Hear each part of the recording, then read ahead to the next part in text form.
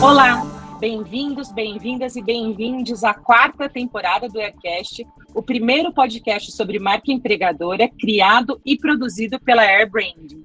Eu sou a Bel Gama, sócia fundadora da Air, e o tema do episódio de hoje é: vamos falar sobre a jornada do colaborador e a sua relação com a marca empregadora? E o primeiro convidado para falar sobre esse assunto, ele acabou de lançar um livro, está aqui na minha mão, a Noite de Autógrafos foi há poucos dias. Eu quero que vocês conheçam o Thiago Marcos. O Thiago é especialista em design de experiência, consultor de recursos humanos, mentor e escritor. Ele ajuda empresas e outros profissionais de RH a repensarem os modelos atuais de trabalho e criarem novas experiências a partir do ponto de vista do colaborador. Ele trilhou uma carreira de 15 anos em RH nas áreas de educação corporativa e desenvolvimento organizacional. Nesse período, ele implementou 2 universidades corporativas, programas para gestão de talentos e sucessão, além de programas de cultura e gestão da mudança em empresas como Bradesco, GPA, Santer, Claro e Grupo Carrefour. Thiago acabou de lançar o livro A Jornada do Colaborador, 7 passos para elevar a experiência do colaborador, que está disponível nas principais livrarias e também na internet. Bem-vindo, Thiago, um prazer ter você aqui. Obrigado, Bel, pelo convite, é um prazer estar aqui com vocês. Seu currículo já é bastante recheado, né? Consultor, trabalha na área, escritor, mas queria que você contasse alguma curiosidade sua, que eu não abordei aqui no currículo. O que você pode contar sobre você? Legal. Bom, além da minha carreira profissional, eu tenho um trabalho voluntário que eu faço aqui na cidade onde eu moro, que é Atibaia. Eu sou coordenador de um grupo de cultura afro aqui na cidade, que é o Quilombo Negra Visão. Aqui eu coordeno o núcleo de artes corporais, como dança afro, capoeira e aprendizagem de instrumentos musicais, como curimba e maculelê. Eu até me arrisco um pouco a tocar curimba, então é um pouco do que está fora do meu currículo e é uma curiosidade para vocês. Que demais! Eu não sabia desse seu lado, e eu sou apaixonada por Atibaia, né? Meu sonho é também morar em Atibaia. A próxima vez que eu for, eu quero conhecer a associação. Já está convidada, tanto para conhecer a associação quanto para tomar um café aqui em casa. Ah, fechado. E aí, gente, quem me apresentou o Thiago, quem é parte aqui desse nosso bate-papo, e aí por isso eu convidei para estar aqui com a gente, é o José Valentim. Quem trabalha na Air, quem é cliente da Air já conhece, ele faz parte do nosso time, mas eu vou contar um pouquinho da história dele, né, para que ele possa entrar nessa conversa. O Valentim, ele é jornalista em relações públicas, mas a paixão eterna dele pelas panelas sempre o fez cozinheiro. Ele possui experiência na área de comunicação corporativa, relações públicas e comunicação interna, sendo responsável por intermediar o relacionamento entre formadores de opinião e empresas dos mais diversos segmentos para a construção de imagem e reputação.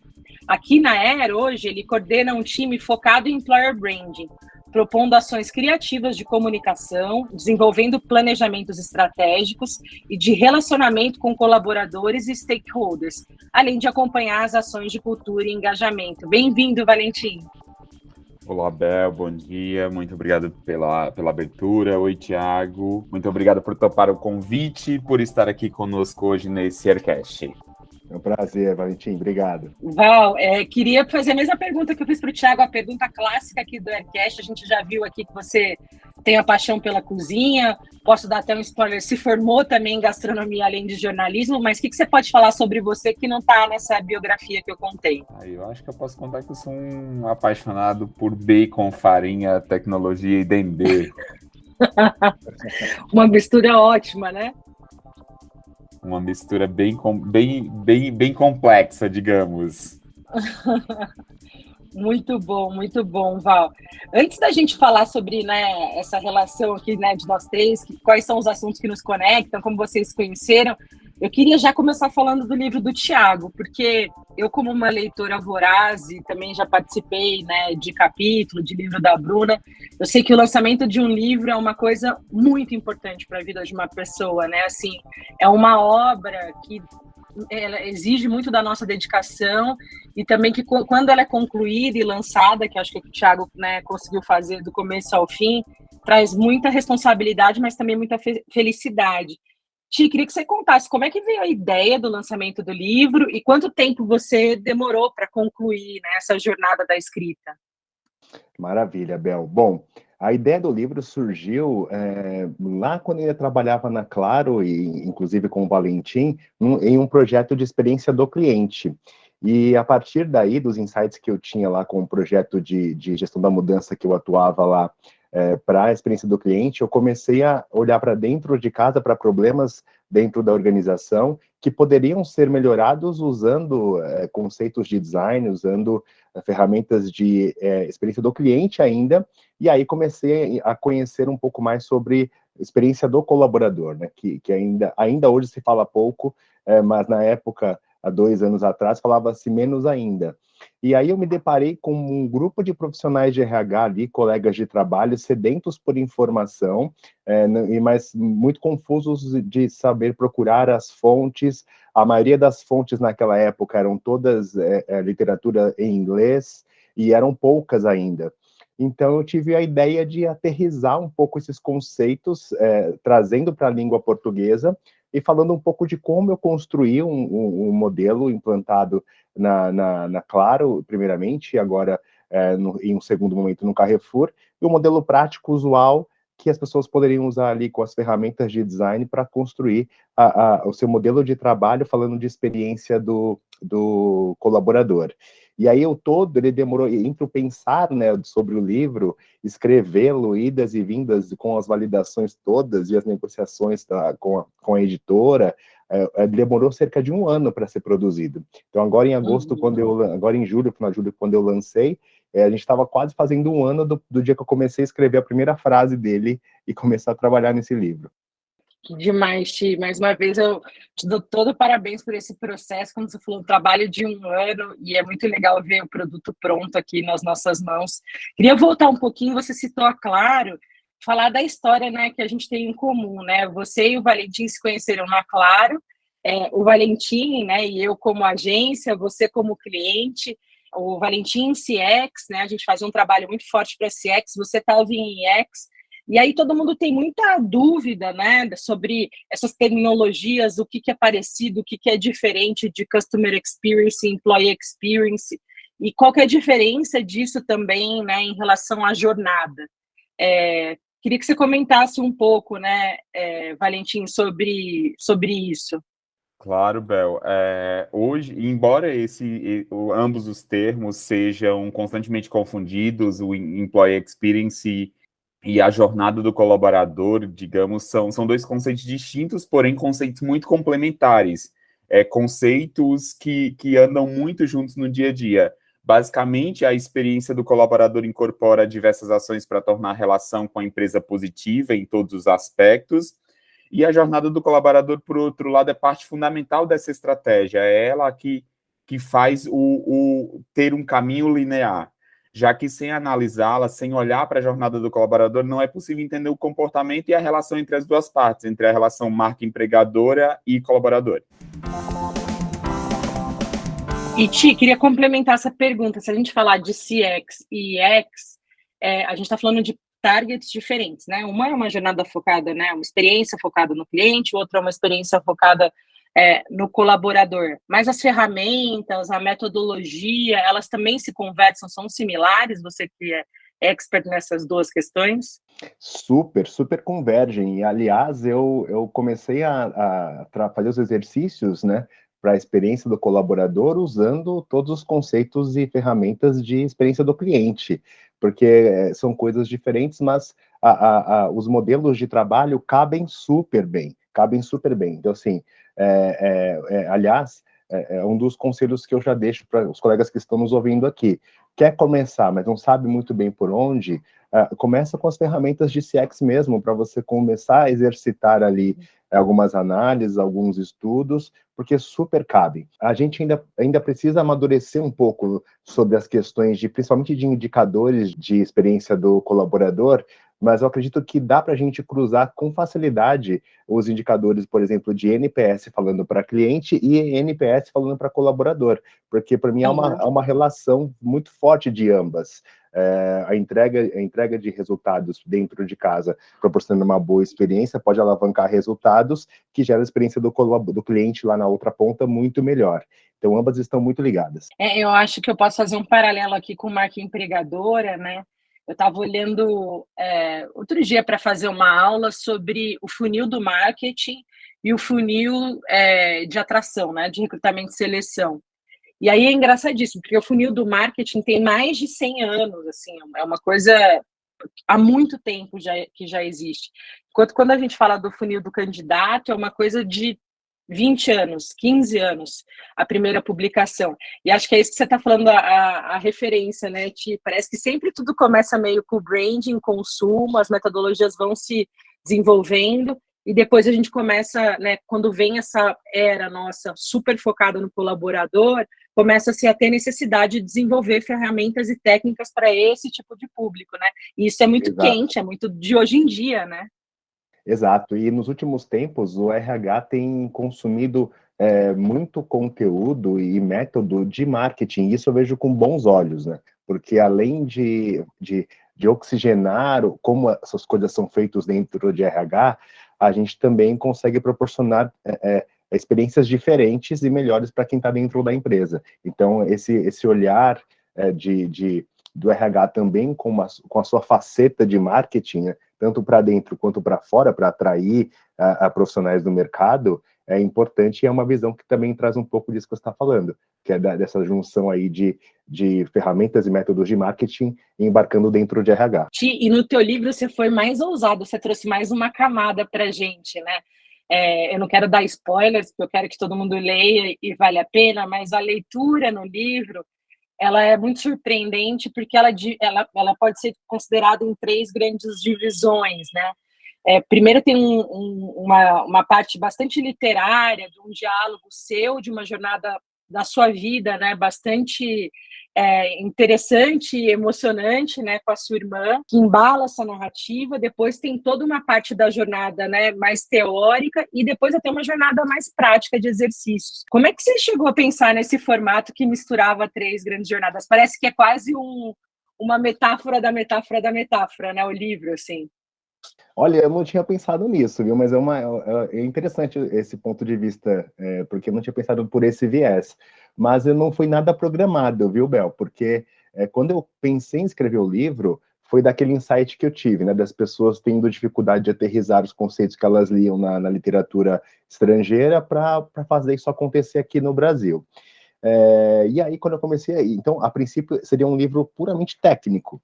E aí, quando eu fui pensando nessas questões e fazendo estudos e pegando referências, eu fui percebendo, pelo menos para mim, o quanto era moroso e chato aquela literatura mais pesada ali, né, do teor técnico. Então, eu fiquei pensando em maneiras de reconstruir aquilo, para ficar mais leve, ficar uma leitura mais fácil e agradável.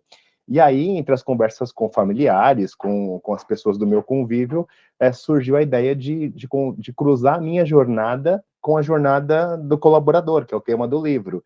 E aí eu achei que casou super bem, porque as pessoas não conseguem separar suas jornadas. Então, a jornada do colaborador dentro de uma organização é a jornada do Thiago fora dela.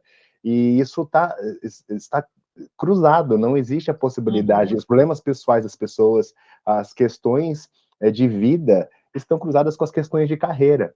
Então, eu achei que foi interessante cruzar essas 2 informações ali, além de contar com a ajuda de um outro personagem que foi muito importante na minha vida, de estar ali contando comigo e ajudando a contar essa história do início ao fim. Eu achei muito emocionante, a gente estava conversando aqui nos bastidores da gravação, porque acho que o livro ele cumpre esse papel que você queria inicial, né, de formação do mercado, né, de ter uma literatura brasileira que falasse sobre a tecnicidade de jornada, mas ele para mim, ele sela ali uma eternidade, assim, né, para a história sua familiar, que é bastante bonito, e acho que foi bastante ousado. Mais uma vez, parabéns, Ti, pela sua ideia, assim, estou aqui lendo, devorando aqui página a página. Muito obrigado, estou bastante orgulhoso dele. Valentim, continuando aqui nesse papo, a gente está falando de jornada, a jornada do Thiago, as jornadas do livro. Na Era, a gente sempre falou muito da similaridade, né? Da jornada do cliente consumidor para do candidato colaborador. A gente tem até um infográfico que a gente criou e usa muito para falar sobre isso. Você hoje, como coordenador de um squad que cuida de diversos tipos de ações e ativações relacionadas à marca empregadora, queria que você me falasse como é que você vem trabalhando essas questões e quais são as principais demandas hoje que estão quentes, que os clientes estão pedindo nesse sentido. Então, Bel, embora o mapeamento da jornada do cliente e do colaborador e das suas experiências sejam bem semelhantes, existem algumas diferenças, né? E uma dessas grandes semelhanças, a mais perceptível delas, é que ambas têm o foco central nas emoções e na experiência do consumidor ou do cliente interno, no caso do colaborador. E um grande ganho para as empresas é que dessa forma é possível gerar empatia internamente e ajudar a empresa a ver as coisas do ponto de vista do cliente no centro quando a gente faz a análise dessas jornadas. E aqui na Era a gente olha muito para essas demandas que vêm do mercado para fazer esse mapeamento, justamente para entender os pontos de conexão do colaborador com essas marcas. A gente tem visto muito e tem recebido muito essa demanda de entender em que momento está, em qual estágio está ali o relacionamento da marca com os colaboradores. Do começo do estágio ali de consciência até o estágio de decisão. Então, o mapeamento dessas jornadas ajudam muito os RHs a descobrirem e a conhecerem pontos de dor no ciclo do candidato colaborador. Isso é importante, Valentim, o que você está falando, porque, e é uma coisa que eu cito também no livro, que o relacionamento com o colaborador, ele se dá, na verdade, não só quando ele está dentro da empresa, e sim também quando ele está fora. Então, mesmo antes dele chegar para se candidatar, ter interesse em se candidatar para uma vaga, ou até depois que ele sai dessa organização, a importância de manter uma boa relação dele com a marca é importante para que ele seja um defensor da marca, para indicar colegas como um bom lugar para trabalhar, se ele já passou por lá ou não, ou para que ele tenha interesse, veja o que acontece, sabe o que acontece nessa organização e tenha interesse em fazer parte daquela empresa e ser defensor daquela marca. Exatamente. Complementando aqui, eu vejo muito cliente falando, você tem referência de projetos de alumni, por exemplo, né? De offboarding, ou seja, que são aspectos da jornada que são pontos marcantes e que vão trazer pontos importantes de reputação da tua marca empregadora, né? Exatamente. Tem que olhar para o todo, é uma jornada cíclica. Você olha desde antes dele ingressar na sua empresa e se preocupa também com essa relação após ele sair dela. Não, e um ponto importante é olhar para esses três estágios: o estágio de consciência ali, quando o candidato está olhando ainda, está encontrando a marca empregadora, quando ele começa ali, entra no estágio de consideração, se ele vai, quando ele se aplica, está avaliando e vai decidir, e quando ele vai para um estágio de decisão mesmo, se ele entra ou não, se ele tem um fit cultural, e depois passa por todas as jornadas internas. Então é importante olhar para e fazer o mapeamento dessas duas jornadas. Legal. Ô, Tia, acho que uma pergunta que todo mundo também faz, assim, né? Quando a gente tenta conseguir colocar um projeto, tirar um projeto da gaveta, a primeira pergunta que a liderança, os stakeholders que estão patrocinando esse projeto mas qual é o resultado? Né? O que você vai mensurar? Como é que você vai comprovar que isso funciona? E no seu livro tem 2 capítulos super importantes que você aborda. Um deles é sobre coleta de dados e outro de tratamento de dados. Conta um pouquinho sobre esses 2 capítulos e por que você decidiu tratá-los com toda essa importância, né? 2 capítulos inteiros dedicados ao assunto. Boa pergunta, Bel. A coleta de dados e o tratamento de dados são pilares importantes do modelo que eu ensino lá no livro, porque eles é que trazem os insumos para que esse modelo funcione e você consiga trabalhar.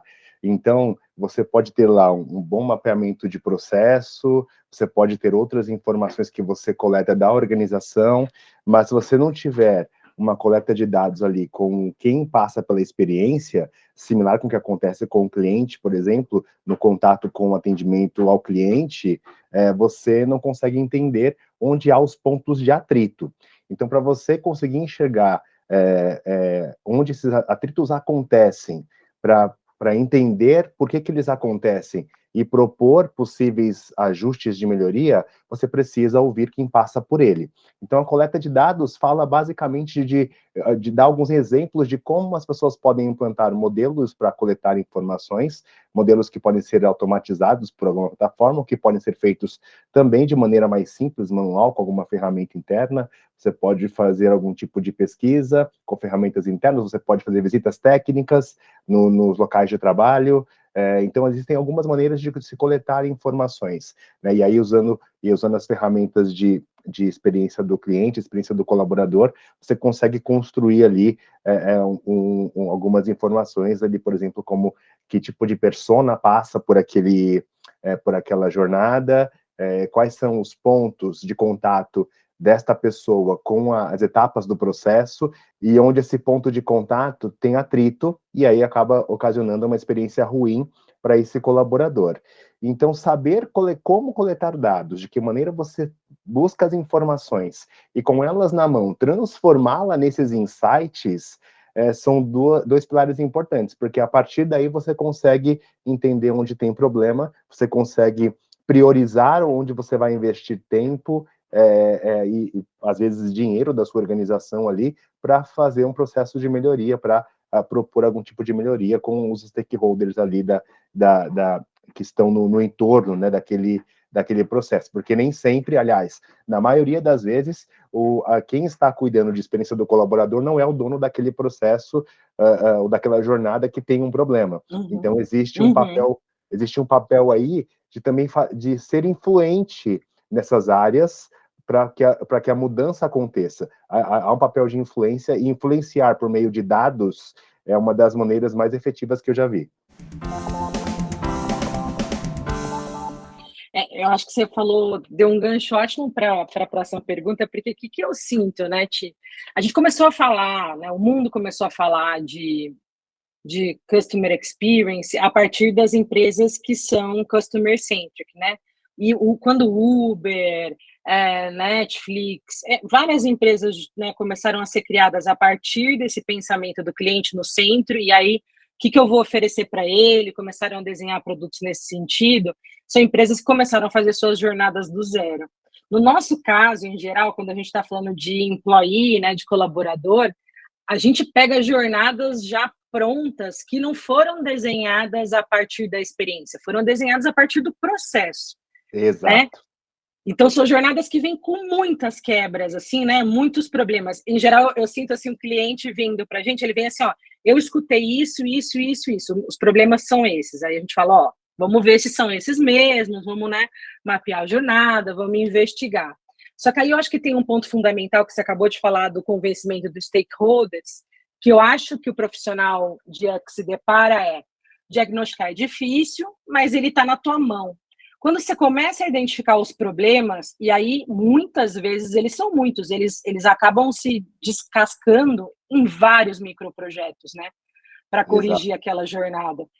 E aí vem o desespero, porque você fala, como é que eu vou dar conta de mudar tudo ao mesmo tempo, né? Vem uma ansiedade de correção da jornada como um todo. E aí vem uma palavrinha desse segmento que é o MVP, né? Que é prototipar. Queria que você me falasse da importância disso. A gente não precisa, vou usar uma palavra até pesada aqui, curar a jornada de uma vez só, né? Nem dá para fazer isso. Não. Aí vai ser tiro no pé, um projeto com tiro no pé.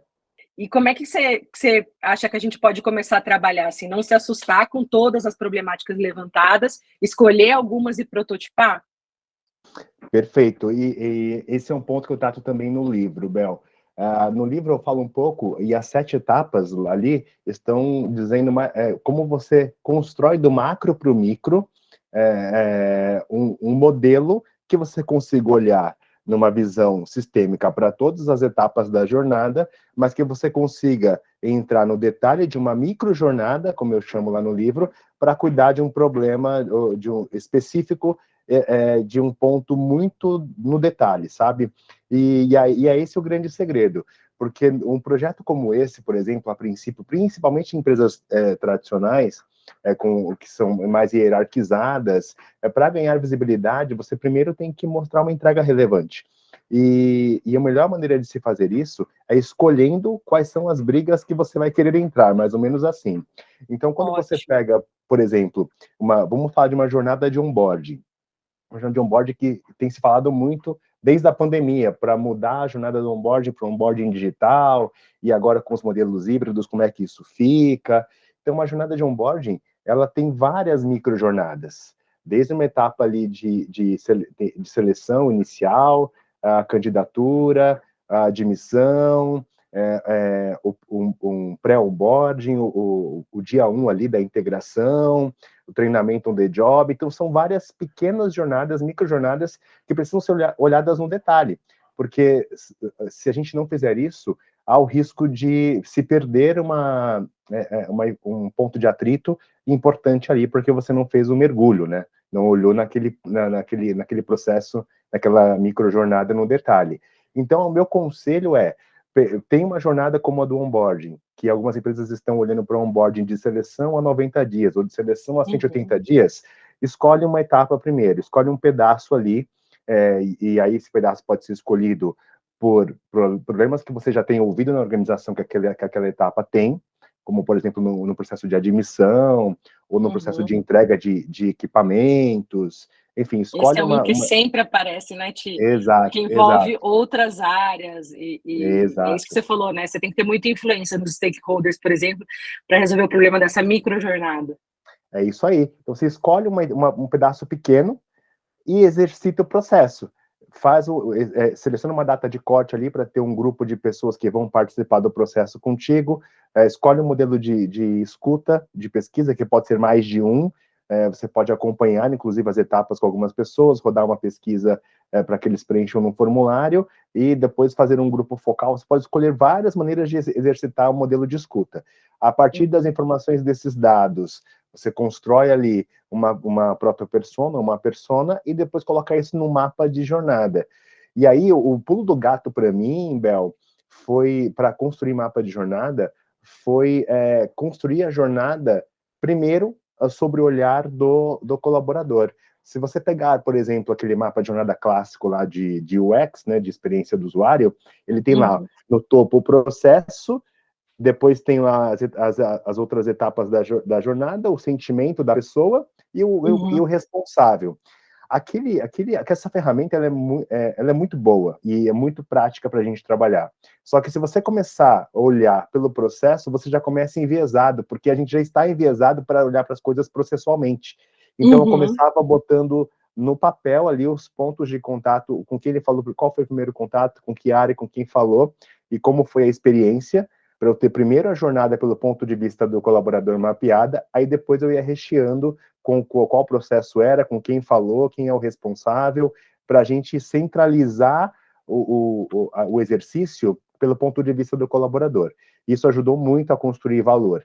E aí, no final, quando a gente escolhia ali as ideias para prototipar, a gente fazia um exercício clássico de o que demandaria menos investimento e menos esforço, e melhoraria a experiência do colaborador de uma maneira que daria mais visibilidade. Então, justamente pela questão de não não ter verba para utilizar inicialmente, que foi o meu caso. Então, ali a gente pegava alguns problemas que elevaria a experiência e teria baixo custo, seria de fácil implantação, prototipava aquilo, criava um modelo simples para as pessoas testarem, aquilo que eu já usei template de PPT, por exemplo, para testar possíveis plataformas na internet, já fiz alguns exemplos. Já usei até papel mesmo, rabiscando no papel, como se ele estivesse pulando etapas de um aplicativo, em alguns exercícios que fiz, para a pessoa sentir se aquela linha de raciocínio do MVP, do protótipo, fazia sentido. Fazendo sentido, junto com a área dona do processo, redesenhar aquela jornada, redesenhar aquele processo para poder executar. Não fazendo sentido, a gente voltava para uma rediscussão ali, para olhar outras possibilidades e seguir num caminho.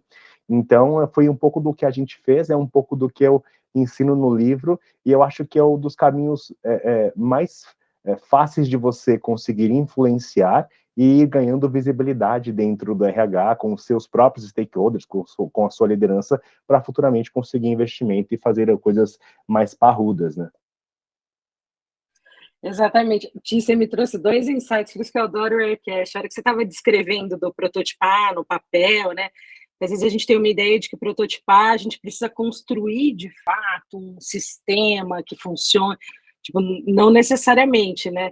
E a gente prototipa as coisas desde criança, né? O brincar é uma grande prototipação. Fiquei lembrando aqui, eu Exato. brincando com as minhas Barbies, quando eu fazia a minha Barbie acordar, ir na lanchonete de mentirinha, pedir um lanche, depois ela passava no mercado, eu estava super prototipando uma jornada ali com ela, né? Às vezes é tão simples quanto isso. Exatamente, tão simples quanto isso. Aliás, prototipar e usar design é transformar as coisas para algo mais simples, né? A mesma coisa com inovação, eu vejo, sabe? Inovação, né, a maioria das vezes, é simplificar as coisas e não criar coisas mirabolantes. Tem tudo a ver com experiência. Muito legal. Agora, vindo para o ponto de vista do que vocês já fizeram assim, né, na carreira, queria que vocês falassem quais são os resultados reais ou mudanças que vocês já implementaram nas empresas, onde vocês desenvolveram projetos e que, de fato, a percepção da jornada mudou e que trouxe melhorias. Vou começar puxando o Valentim aqui para entrar nessa conversa. Valentim, eu lembro muito do case que a gente ajudou a Clara a redesenhar a jornada de formação, né, em CX, que era bem interessante, porque envolvia aprendizado e o próprio CX, né? Sim, foi um desafio e tanto, né? Redesenhar toda a jornada de experiência da formação em Customer Experience da Claro foi um processo para a gente muito legal e também uma possibilidade de prototipar muito, né? Porque a gente era uma jornada que era presencial e veio a pandemia, e com a pandemia a gente teve que prototipar uma solução e analisar toda essa jornada do colaborador para um modelo híbrido ou para um modelo digital. No final das contas, a gente acabou mudando para o modelo digital, e foi um processo muito legal de imersão em jornadas, em entender todos os pontos de dores, em fazer um mergulho no que o colaborador da Claro sentia ao longo da jornada da certificação, e também um exercício para redesenhar um modelo de cultura, né? Para que todos os colaboradores tivessem esse mindset do cliente no centro, para que essa cultura do cliente no centro se disseminasse por toda a companhia. Então, foi um processo bem legal, e só conectando com o ponto anterior, é importante a gente desmistificar a questão do MVP, do protótipo mesmo, porque, assim, existem vários níveis de fidelidade para o protótipo. Ele pode ir desde um de baixa fidelidade, no desenho, no papel, até um de alta fidelidade, um software já para implantação. Então, é importante olhar para isso e também olhar para essas jornadas, para quando a gente vai mapear essas jornadas, que soluções simples podem mudar muito o mindset, podem ajudar muito os RHs que nos escutam aqui no dia a dia. Aliás, antes de passar a palavra para o Thiago, para ele falar sobre os projetos dele, abraço Flaviano, não vamos esquecer de quem estava com a gente no projeto. Flavi também é um cara de CX, participou de Aircash aqui e foi nosso cliente demandante desse aprendizado aí que o Valentim acabou de falar, também colega do Thiago. Ti, e você, conta para a gente algum dos projetos que você implementou e fez e quais foram as mudanças. Flaviano é um grande amigo. Saudades, Flaviano. Falando então de execução, aterrissar as atividades ali, práticas de experiência do colaborador, também tem a ver com conectar com os resultados que o próprio RH espera. E aí, na Claro, a gente tinha no início uma dificuldade de conectar com algum indicador de negócio. E aí lá também foi onde eu descobri quais são os principais indicadores que a gente pode conectar para trazer relevância para o negócio, falando de experiência do colaborador.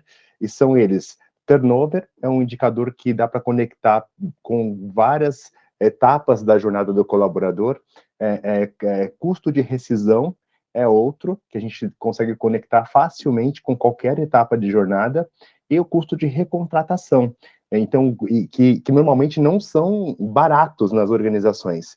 E aí a gente, conseguindo fazer essas conexões, a gente consegue mostrar valor para quem é o dono do negócio, para os executivos, para a gente conseguir trabalhar com mais tranquilidade. E na Claro, a gente, na época que estava fazendo os primeiros exercícios lá, estava com um problema muito grande nas lojas, por conta de desligamentos em até 3 meses, em até 90 dias. E aí esse índice de turnover estava aumentando com alguma frequência, e as pessoas estavam dialogando ali sobre quais seriam os principais motivos dessas saídas, mas a princípio não tinha dados, eram feelings das pessoas em relação ou porque as pessoas estavam saindo, ou porque elas ouviam de uma pessoa aqui e outra lá. Então eu entrei nesse processo para avaliar essa microjornada ali. Então foi uma microjornada de um colaborador de loja, um vendedor de loja, que chegava, e aí eu acompanhei essa jornada dele até os 90 dias. Fiz pesquisa, visitei loja, ouvi esse colaborador, ouvi gestor, fui ouvindo as áreas que estavam relacionadas com aquele processo todo ali de iniciação desse novo colaborador na loja, e aí eu percebi que tinha um problema muito forte ali numa questão de pagamento de variável, porque quando ele chegava, ele demorava até 3 dias para conseguir acessar os sistemas legados da Claro na época, por conta de ser feito ainda no processo manual.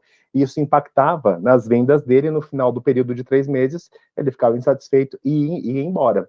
Então, com esse problema identificado ali por meio dessa análise, eu voltei lá na área de responsável por gestão de acessos, e a gente sabia que não ia ser possível fazer grandes investimentos para integrar os sistemas naquele momento, porque não tinha o budget previsto para isso, mas por meio de um protótipo a gente conseguiu minimizar o impacto para esse grupo, e o SLA caiu de 3 para 1 dia para eles terem acesso aos sistemas legado, que eram sistemas comerciais. Já é de 3 para 1 é muito, né, Tia? Exato. E outra, esse 1, Bel, era o dia da integração, era o dia 1 que ele não usava os sistemas. Então, o atrito, o famoso atrito, ponto de dor, passou a não existir. A gente sabia que ainda existia um problema, que ele ia ter que ser resolvido no longo prazo, mas no curto prazo foi resolvido de uma maneira de ajuste de processo para que eles conseguissem ali chegar no dia que eles fossem começar de fato a trabalhar, conseguir logar com a sua própria senha, fazer registrar as vendas no seu próprio login, e isso minimizou o impacto no turnover de 90 dias.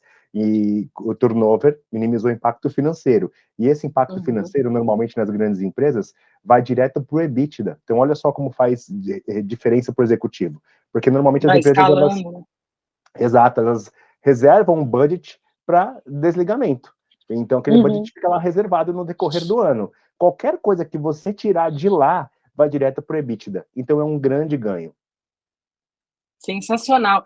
Ti, para embarcar na próxima pergunta, eu vou aproveitar uma fala que você teve, que você falou, quando eu fui investigar, as pessoas tinham percepções, né? Achavam coisas, mas não tinham certeza.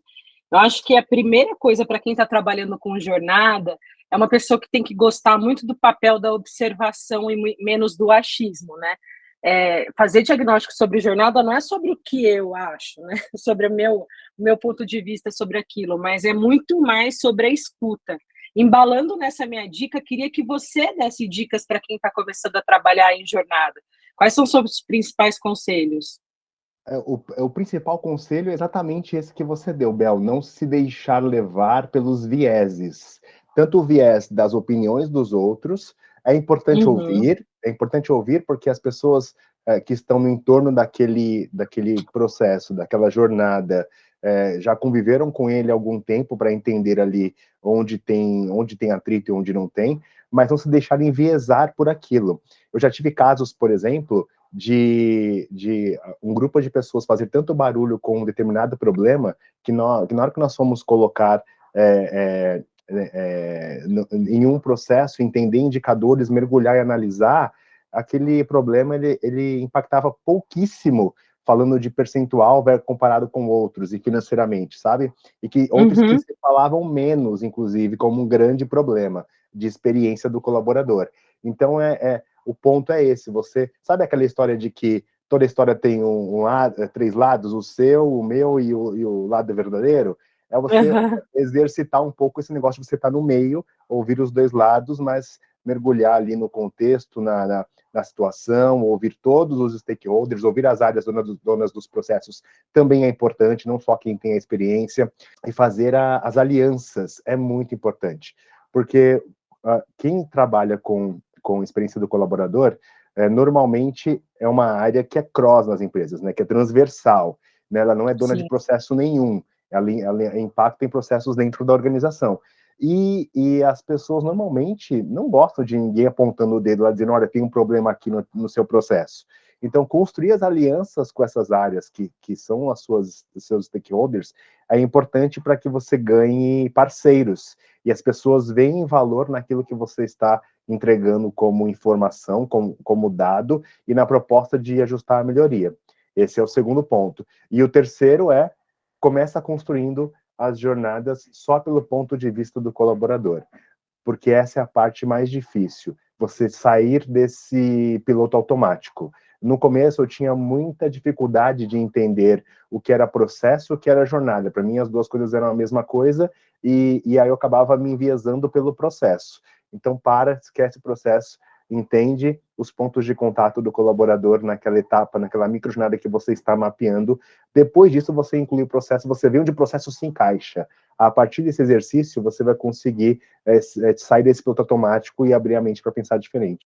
Nossa, adorei as dicas, adorei a dica, inclusive, que você falou. Cuidado com quem está trabalhando com jornada para não ser tido como apontador de erros, né? Porque Exato. você vai descobrir erros que não são seus, são de quem é dono do processo, quem é dono daquela solução, e ele tem que te entender como um parceiro. Você está ajudando a cuidar. Eu achei excelente isso. A gente está chegando no final do bate-papo. Eu queria, Thiago e Valentim, que vocês dividissem aqui com quem está ouvindo a gente, onde vocês se informam, onde vocês buscam tendências, dicas de livros, filmes e séries. E claro, né, Ti, começa pelo seu livro, título, onde está a venda, e depois queria que você passasse outras referências, e na sequência o Valentim fala. Maravilha. Bom, a primeira indicação então do meu próprio livro, por favor, procurem meu livro, comprem meu livro, porque ele está vendo em todas as lojas físicas e nas plataformas digitais, então vocês encontram ele facilmente aí, só digitar no Google vocês vão encontrar, mas o site principal é o da Literária, que é a minha editora parceira, mas em todas as outras também tem, na Amazon, e onde você quiser encontrar, você vai encontrar meu livro. A distribuição vai para todo o Brasil, tá? E aí, onde eu me inspiro? Eu me inspiro ainda muito em páginas de experiência do cliente, por incrível que pareça, muito por conta das questões que a gente comentou aqui, né? De ter pouca literatura nacional e também estrangeira falando de experiência do colaborador. Então, eu vou muito em páginas que falam sobre experiência do cliente. Aqui no Brasil, por exemplo, tem uma página de um colega que chama-se Amigos do CX, que sempre discutem tendências de CX lá. Então é uma página que eu recomendo, porque, como eu disse, a tendência de CX você consegue trazer para dentro de casa as ferramentas para reconstruir as jornadas. Mas também tem uma página de uma colega de RH que trata de RH, de tendências de RH e futurismo, que é o de futuro do trabalho, que é o RH Lab da Lud. Ela também traz várias tendências, falando não só de experiência do colaborador, mas também de futuro do trabalho, de design, de tendências para o mercado do trabalho. Fora do Brasil, tem o próprio Jacob Morgan, que é o livro que é mais vendido sobre o tema, e também tem o Tracy Millet, se não me engano, que é um outro livro que fala sobre a experiência do colaborador, ambos em inglês, que são as referências que eu tive nesse meu estudo para construir um pouco do modelo que eu trouxe para cá. Legal. E você, Valentim, onde que você se inspira, onde que você busca informação? Além de ouvir o Aircast, claro, um outro podcast bem legal para quem quer mergulhar mais sobre o tema é o Voice of Customer Experience. O podcast da Mari Drummond vale muito ouvir. Ela conversa com muito profissional, principalmente profissional de marketing, que fala muito sobre análise de dados, design thinking, tecnologia, experiência do cliente, experiência do colaborador, enfim. Ela tem trocas bem legais. O G4 de educação tem trazido conteúdos muito legais também, principalmente sobre mapeamento de jornadas, e também vale muito, sugiro aqui a leitura do livro da Bruna e da Vivi Mansi, o Employer Branding, que vai dar uma base teórica bem legal para quem está chegando aí. Muito legal. Ti, para a gente fechar, quem quiser, além de comprar teu livro, falar com você, se conectar com você, quais são os melhores canais? LinkedIn, Instagram? Passa para a gente os arrobas aí. Maravilha. No LinkedIn é onde eu trato mais esses conteúdos, tá? E onde eu tenho mais gente comigo falando sobre o tema. Então, em primeiro lugar, ali preferencialmente, convido vocês a se conectarem comigo lá no LinkedIn, no @Thiago Matos, tá? Mas no Instagram também eu estou começando agora a criar conteúdo, divulgando o livro, e vou falar um pouco sobre ele, sobre ferramentas de experiência do colaborador. Então pode me procurar lá também no @ti.matos, ti com TH, tá? Então thi.matos. Vocês me encontram lá no Instagram para a gente falar sobre o livro, falar sobre o tema e trocar muita aprendizagem. Legal, te lembrando, Thiago com TH e Matos com T só. Mas aqui na descrição do nosso episódio, vocês vão encontrar também o nome do Thiago, e aí basta procurar. Ti, muito, muito obrigada pela sua presença aqui. Tenho certeza que vai ser um sucesso de vendas o livro. Eu estou adorando, recomendo. E obrigada por compartilhar seu conhecimento aqui com a gente. Eu que agradeço pelo convite mais uma vez, foi um prazer estar aqui. Muito obrigado e espero que nos vejamos em breve. Vamos sim, Valentim. Quem quiser se conectar com você, saber mais de você, melhor canal é LinkedIn. Como é que você tá lá? Compartilha teu arroba. Eu tô como Zé Valentim no LinkedIn, o arroba é o Zé Valentim no Instagram. Pode se conectar lá que a gente troca várias figurinhas sobre o que tá rolando aí no mercado. Valentim, também quero te agradecer. Obrigada pela presença. Eu que agradeço o convite, Bel, conte sempre com a gente aqui. E quero agradecer a presença de você que está nos ouvindo até o momento. Espero que vocês tenham curtido tanto quanto eu. Quero agradecer também toda a produção da SERcast. Esse episódio foi produzido, editado por Tamires Almeida, Felipe Moreira e Jéssica Marques. E a gente se vê na próxima edição do SERcast. Até lá!